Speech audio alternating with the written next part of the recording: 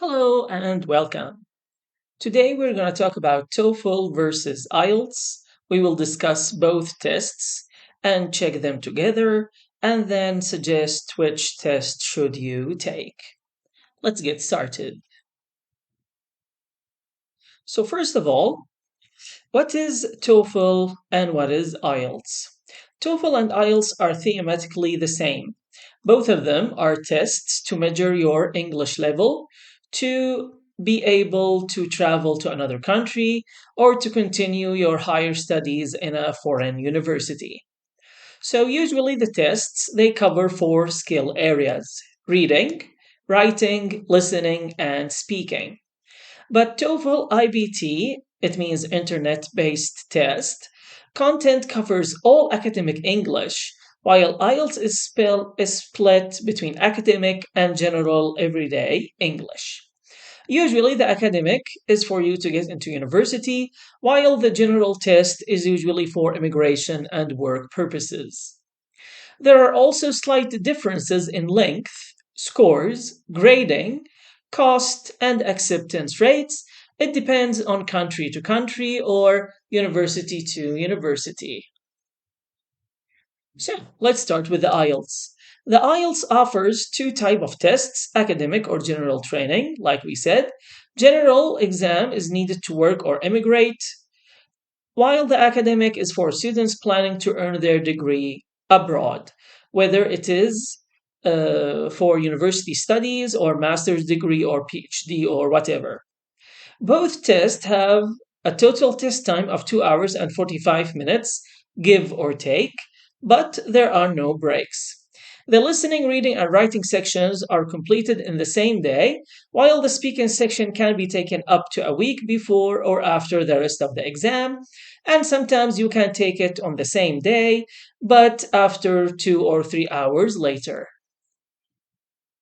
So, about the listening section, in the 30 minutes listening section of the IELTS academic exam, test takers must listen to four recordings from native English speakers and answer 40 questions.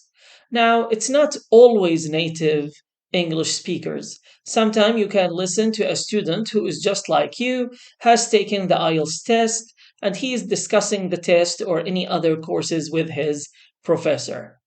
The reading section is 60 minutes with a total of 40 questions that test skills like reading for main ideas, reading for details, skimming, and understanding. The questions can be choose from multiple choices, ABC connect, or fill in the gap with one word or more. As for the writing section, test takers are given two tasks: writing an essay and describing visual information. It can be a picture or a chart. Lastly, the speaking section lasts between 11 and 14 minutes and is a recorded oral interview with an examiner, a human being. So it's not computer like the TOEFL. Now, let's go to the TOEFL. So the TOEFL is slightly longer than IELTS, totaling about 3 hours with a 10 minutes break. Usually, the 10 minutes break is after the reading and the listening. Yeah. The reading section is 54 to 72 minutes with 3 or 4 reading passages that come from textbooks taught at the university level. There are 10 questions for each passage. And let's be honest, the TOEFL reading is a little bit harder than the IELTS reading. The listening section is 41 to 57 minutes, give or take, with 3 or 4 lectures and 2 or 3 conversations. These conversations can be between students or between normal people, but usually it involves students and professors. So lectures range from 3 to 5 minutes, and conversations are 3 minutes each. Now, what about the cost? Both exams are similarly priced in the US, though costs vary per country, so each country is different. Taking the IELTS exam in the US, for instance, can cost between 245 to 255, TOEFL 245. So virtually the price is actually the same, so it's not a problem. Now, the scoring. The IELTS relies on certified markers and examiners to grade exams, while TOEFL uses a combination of AI and certified human raters, depending on the section. Each section of TOEFL has a score range of 0 to 30. So, this is why usually after you take the test, you can get the score immediately for the parts that are corrected by the AI. The AI, artificial intelligence, the computer, of course. The test takers can earn a total possible score of 120. So you have four sections 30, 30, 30, and 30 for a total of 120. Scores are released as soon as 6 business days after the test date, depending on which TOEFL test was taken. But like we said, these are the all the marks, but you can get the result for the reading and the listening immediately, while the writing and the listening takes time. Uh, okay, so here we have the results. So for the TOEFL, IBT, and the IELTS band, and each one and their correspondence. So usually we want from here, from 46 to 5.5. This is usually the lowest mark required by a university to get accepted. And most of the time, the top mark is 7.5 band, while in TOEFL it's 102. So this is the minimum, this is the maximum. 5.5, 7.5, 46, 102. Now, sometimes in the TOEFL, they have a minimum for each section.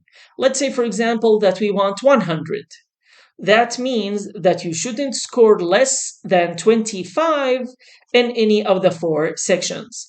For example, so you can't score like 29 in reading, 29 in listening, 29 in speaking, and then score 20 in writing. And you say the total, I reached the total. No. So there's maybe a minimum for each section. So maybe you want to get 25 or no less than 25 in any of the four sections. The same thing goes for the IELTS. Now, where is it accepted? So basically, it's the same. Both of them are accepted everywhere. There are just a little, or no, not a little, a handful of universities that require TOEFL only or IELTS only because they have the centers to teach TOEFL or to teach IELTS. So they want you to take the course in the university or in their course to be able to get the money, so they will not accept it. But generally speaking, as you can see, there are more than 11,500 universities across 160 countries that accept the TOEFL, 11,000 across 140 countries. When we talk about the major universities, usually they accept both. Now, the minimum level required, like we said before, these are the minimum.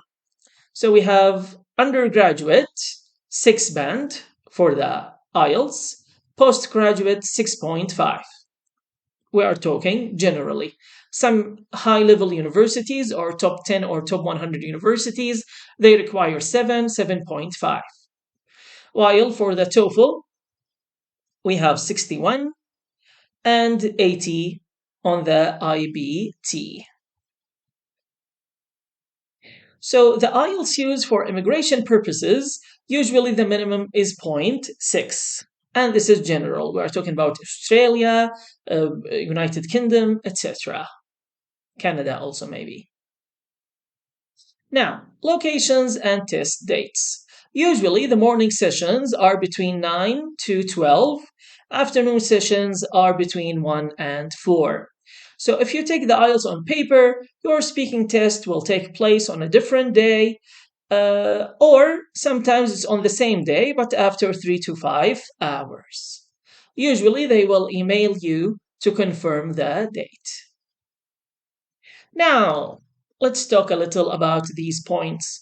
These are points of criticism towards the tests. Now, the number one, is the test fair? Well, who said that life is fair anyway? So, if you think the test is not fair, this is your opinion, but life is not fair anyway. So, just take it with a little pinch of salt. Relevant. Yes, of course, the test is relevant to your English level. It's actually the sum of everything that you have studied so far. And this is something really important. Even if you bring a Native American or a Native British and you ask them to take the TOEFL or the IELTS, they will have mistakes. This is not only an English test, it's a test of your understanding, your ability to use your knowledge and vocabulary under time and pressure.